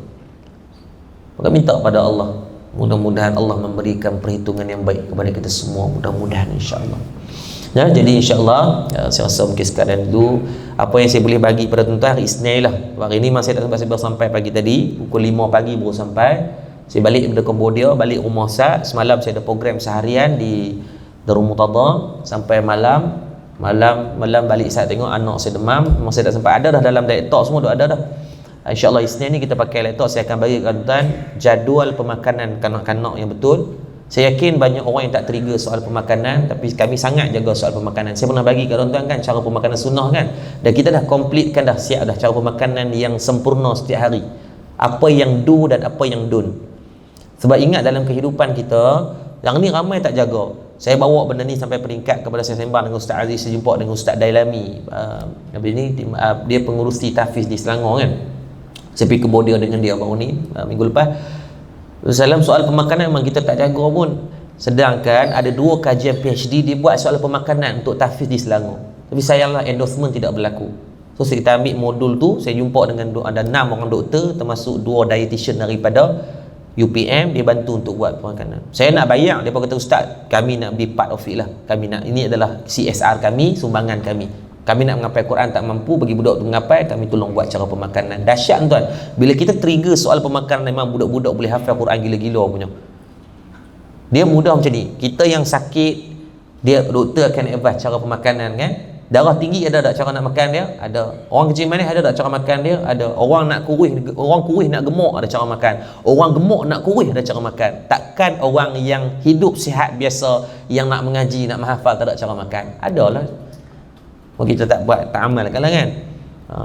Tip yang paling mudah di tempat kami, untuk budak-budak kita haramkan terus gula putih. Gula perang boleh, gula putih ni dia buat beratus kajian. Gula putih tu dia ada beratus kajian. Dan baru ni ada satu doktor pakar, dia keluarkan dia hantar surat di kementerian, dia minta apa? Kita mengharamkan banyak ni racun, kita terlupa untuk berbincang soal gula yang kebanyakan pesakit yang ada di hospital sekarang. Dia doktor pakar, dia kata apa? Datangnya asbab daripada gula.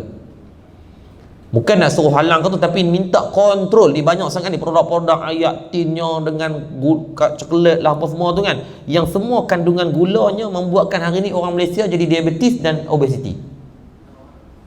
Pelajar pula bila dirangsang dengan gula yang macam ni, dia akan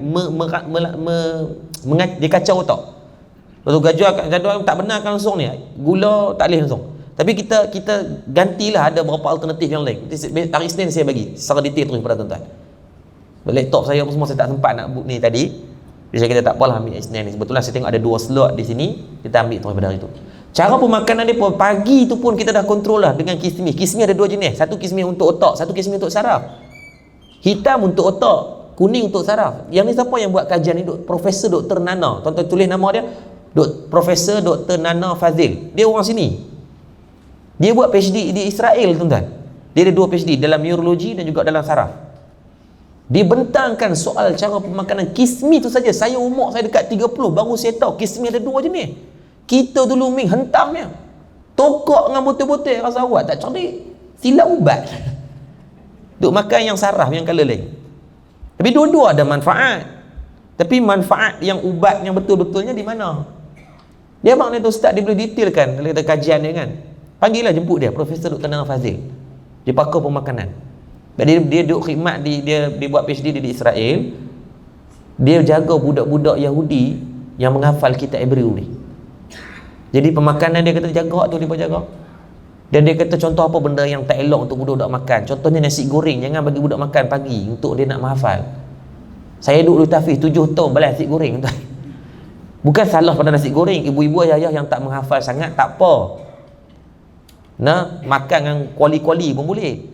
Tapi anak-anak jangan, sebab bila kandungan minyak dia explain dalam bahasa saintifik, saya tak pandai sangat, tapi dia kata macam ni lah. Lebih kurang dia kata minyak tu ditepukan pada waktu pagi dengan dia kata membuatkan otak manusia dia jadi penat.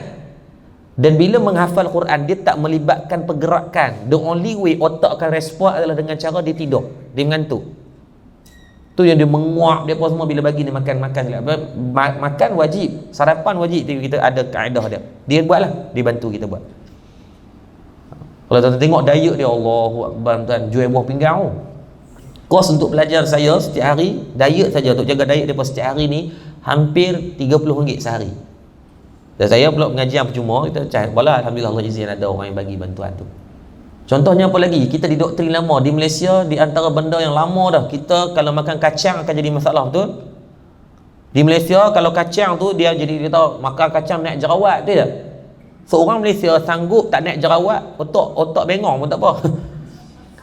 Ni kajian sains dia buat, ke kacang ni dia merangsang otak. Tapi kita nak buat macam mana? Kita dah lama kan di doktrin tu, kalau makan nasi lemak kacang bomboi. Boleh kan? Tak apalah tu, naik jerawat otak cerdik tak apalah. Ni naik pula jerawat seketui ayam tu, sakit dah mampus sujud.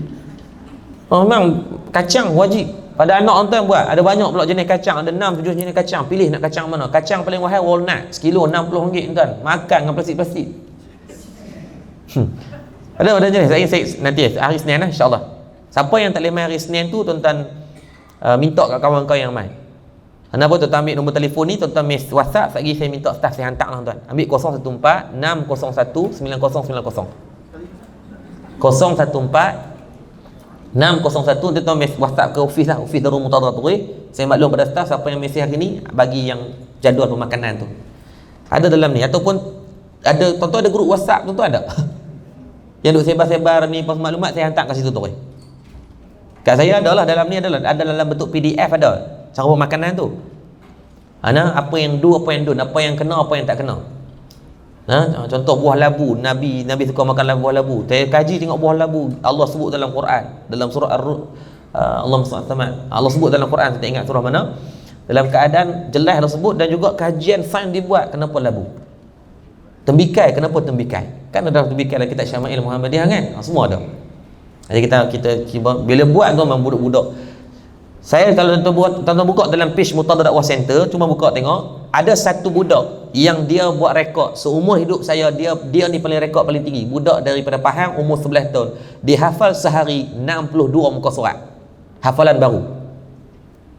Dan depa kata ustaz, apa cepat-cepat tak ingat. Saya panggil dia dalam video tu, saya rakam daripada dia hafal muka surat pertama sampai muka surat ke-62 sekali hafal. Lepas dia hantar, kita minta dia ulang. Dan tengok ada video tu kita buat. Umur 11 tahun. Sebab tu kita itulah jaga pemakanan, jaga waktu, ajak dia tentang fokus. Allahu Rabbi. Hebat budak-budak ni. Ni baru 2 minggu berjalan untuk sesi pengajian untuk tahun 2020. Kebanyakan budak dah hafal 4 ke 6 juzuk Quran dah. Alhamdulillah. Kita tak press sangatlah, kita tak tekankan sangat pada mereka. Kita bagi free and easy daripada hari cuti dan sebagainya, insya-Allah. Nah, insya-Allah ala kulli hal, insya-Allah hari Isnin tuan-tuan tolong ingatkan, saya akan bagi dalam bentuk ni. Kita akan pakai slide, boleh pakai kan? Di sini boleh pakai kan? Kita akan pakai hari Isnin insya-Allah. Nah, tolong ingatkan hari Isnin ni semua ada dalam laptop cara pemakanan tu, dan juga saya akan ajarkan tuan-tuan menggunakan whiteboard ni macam mana satu dewan insya-Allah dalam tempoh kurang 10 minit tuan-tuan akan hafal 1/3 daripada halaman Al-Quran dalam tempoh yang senang. Dan tuan-tuan boleh ingat, saya sebut ayat 4, ayat 2, saya boleh petik, tuan-tuan akan ingat je insya-Allah, mudah-mudahan. Setakat duk buat ni semua jadi, takut jangan bagi jadi tak jadi sudah. Oh, saya bak 601 je. Okey. 014 601 9494 014 601 9494. Tuan-tuan WhatsApp kat situ lah. Nanti saya akan minta staff saya balas untuk jadual pemakanan tu. Tu boleh amalkan terus lah buat untuk anak-anak kan. Untuk kehidupan kita yang boleh ambil lah diet yang mana boleh ikut tu ikut. Ikut dulu, mudah-mudahan Allah bagi manfaat dan kebaikan kepada kita, dan dia bukan untuk otak ni, untuk sihat lah sebenarnya. Sebab ingat KKM keluarkan kajian di Malaysia, punca penyakit 90% datang daripada cara pemakanan. Tuan-tuan balik tanya anak tuan-tuan, hari ni kat sekolah makan apa? Mostly makan junk food, hotdog lah, sosis lah, nugget, junk food lah. Apa bentuk junk food? Sebab junk food ni dia attraction dia lain. Anak saya pergi sekolah makan tu, sampai saya jumpa Dr. Mazli sebelum dia letak jawatan tu, dia panggil saya Mat Lufi Kokom, ada 7 orang anak muda yang dipanggil present masa saya bawa pendidikan. Saya kata doktor, saya kata kenapa tak di-endorsekan satu cara pemakanan? Saya kata di SBP dah dibuat, sekolah asrama penuh dia ada cara diet dia. Sebab saya kata saya bekas pegawai askar, kami duduk dalam mes, kami ada cara pemakanan kami. Kalau British 60 tahun lepas dah buat cara pemakanan, takkan kita tak buat? Saya bukan bawa soal politik, kita buat soal pendidikan, saya kata. Dia sebut, dia kata SBP dan MRSM imtiaz mereka ada cara pemakanan. Tapi saya kata kenapa sekolah-sekolah biasa tak dibuat? Sekolah biasa ni kan, janganlah anak tiri kan, kesian. Dia kata tak boleh sebab itu melibatkan tender. Saya kata mungkin daripada pihak kementerian nak bagi tender, letakkan prasyarat. What do and don't. Siapa nak masuk tender, this is menu yang hanya kamu boleh jual. Boleh tak kalau kita buat undang-undang macam tu? Confirm lah boleh. Yang tak mau sudah jangan masuk tender tu. Ramai lagi orang nak. Ada sekolah, 2-3 sekolah di Kuala Lumpur yang dapat sekolah terbaik saya tengok dalam Malaysia hari ni. Mereka dah ada diet harian. Dia tak benarkan junk food diniagakan dalam sekolah. Di luar sekolah dia nak beli-belilah, tapi dalam sekolah saja kita bina satu habit ke budak dia, jangan ajak dia makan benda macam ni. InsyaAllah dia tak mau makan. Ini di sekolah dapat, balik rumah dapat. Matilah anak kita tuan. Sedang bukan sebab dia selembab, sebab cara pemakanan tu trigger dia untuk jadi macam tu. Ya, mudah-mudahan Allah bagi manfaat. Saya tak pandai tuan, saya tak pandai bab ni. Saya panggil kawan ni, panggil pakar ni, panggil sebab kita sendiri kita sedanglah kita tak pandai, kita menumpang ilmu orang juga. Ingat tidak ada ilmu baru bawah langit Allah, kita pergi menumpang sama belajar lah insya-Allah. Betul, saya tak eksklusifkan, tuan-tuan nak ambil je apa-apa. Tuan-tuan nak suruh saya ajak modul apa modul, insya-Allah ambil je, tak ada masalah. Moga Allah bagi manfaat yang baik daripada Allah atas kelemahan di atas kedaifan ilmu yang bercakap. Mohon maaf mengambil masa tuan-tuan agak panjang. Mudah-mudahan Allah bagi kebaikan insya-Allah. Kalau tak ada arah yang melintang, kita jumpa pada kuliah duha pada hari Isnin nanti. Saya akan bagilah betul-betul salinan apa yang saya boleh share pada tuan-tuan. Saya tak akan share apa-apa lah, ambil ada dekat 7-8 buku yang kita dah siapkan dalam bentuk e-book. Tuan-tuan ambil je bagi manfaat insya-Allah. Jadi mohon doa lah, mohon doa daripada tuan-tuan semua untuk Murtada Dakwah Center Darul Murtada. Mudah-mudahan pahala sampai kepada almarhum kekanda saya Al-Fadhil Ustaz Murtada Yusof, daripada apa yang dia tinggalkan, apa yang kami mampu teruskan, kita teruskan untuk manfaat itu sampai sebagai aliran pahala kepada semua insya-Allah. Jadi wabillahi taufiq wa hidayah. Assalamualaikum warahmatullahi wabarakatuh. A'udzubillahi minasyaitonir rajim. Bismillahirrahmanirrahim. Alhamdulillahi rabbil alamin wa bihi nasta'in wassalatu wassalamu ala asyrafil wa ala alihi wa ashabihi ajma'in. Ya Allah ya Tuhan kami, ampunkan dosa-dosa kami, dosa kedua ibu dan ayah kami, guru-guru kami, pasangan hidup kami, jiran tetangga kami, sama ada dalam keadaan kami sadar atau kami tak sedar. Ya Allah ya Latif, lembutkan hati kami ya Allah. Hati kami keras dengan dosa dan maksiat yang telah kami lakukan ya Allah. Ya Allah, kami sedar tangan yang kami tadah pada pagi ini, tangan yang banyak melakukan kemungkaran, kerosakan dan kemaksiatan di atas muka bumi-Mu ya Allah. Ya Allah ya Arhamar Rahimin, Anda ada dalam kalangan kami yang masih mempunyai ibu dan ayah, izinkanlah kami berbuat baik dan berbakti kepada mereka. Perelokkan akhlak kami di hadapan mereka, lunak dan rendahkan suara kami saat kami berbicara dengan mereka. Anda ada perkataan dan perbuatan yang pernah kami lukakan hati mereka, izinkan segera kami mohon kemaafan ya Allah. Ya Allah, kami takut dengan akhlak yang buruk terhadap kedua ibu dan ayah, Kau akan membalikkan anak-anak yang derhaka kepada kami nantinya ya Allah. Ya Allah, kalau mak dan ayah kami telah meninggal dunia, permudahkan urusan mereka di sana, lapangkan kubur mereka, hiasilah kubur mereka sebagai taman-taman syurga-Mu ya Allah. Ya Allah, kami mohon janganlah pernah digugurkan nama mereka dalam doa-doa harian kami ya Allah. Ya Allah, kami yang hadir hari ini ya Allah, ada yang datang sebagai seorang ayah, ada yang datang sebagai seorang ibu, ada yang datang sebagai suami isteri, ada yang datang sebagai seorang anak.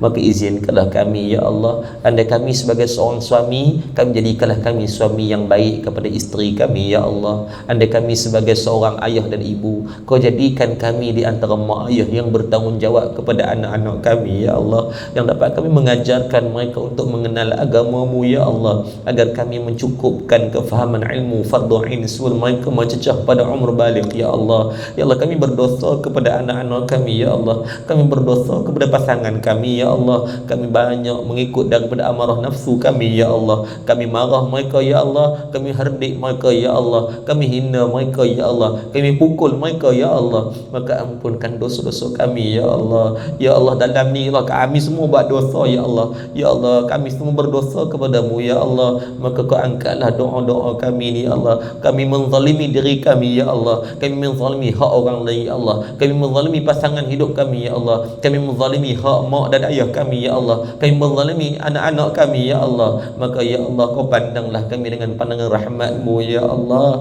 agar diangkat kebaikan dan manfaat yang kami lakukan walaupun sedikit ya Allah. Ya Allah, kami mohon Anda ada dalam kalangan kami yang hadir pagi ini yang sakit, Kau sembuhkanlah penyakit-penyakit kami. Anda ada dalam kalangan kami yang jahil, kurniakan kefahaman ilmu kepada kami. Anda ada dalam kalangan kami yang masih terlibat dengan kezaliman, yang makan daripada harta yang haram, riba, rasuah, syubhah, yang masih meninggalkan salat, yang belum mengeluarkan zakat. Izinkan kami bertaubat kepadamu ya Allah. Ya Allah, kami mohon ya Allah, agar Kau jadikan zuriat kami, keturunan kami, masyarakat kami daripada kalangan orang yang beriman dan bertakwa kepadamu ya Allah. Ya Allah, pagi ini Kau pilih kami ya Allah, Kau jemput kami untuk melakukan ibadah di saat orang lain sedang sibuk dengan dunia mereka ya Allah. Maka kami mohon ya Allah, terbelas kasihan-Mu, Kau pilihlah kami melakukan ibadah seperti ini sampai kami mati ya Allah. Banyak umur kami habiskan dengan benda-benda yang tidak berfaedah, perkara lara dan benda dosa ya Allah. Maka Kau pilih dapat akhiran hayat kami dengan kebaikan, mati dalam keadaan husnul khatimah ya Allah. Bangunkan kami bersama baginda Nabi SAW,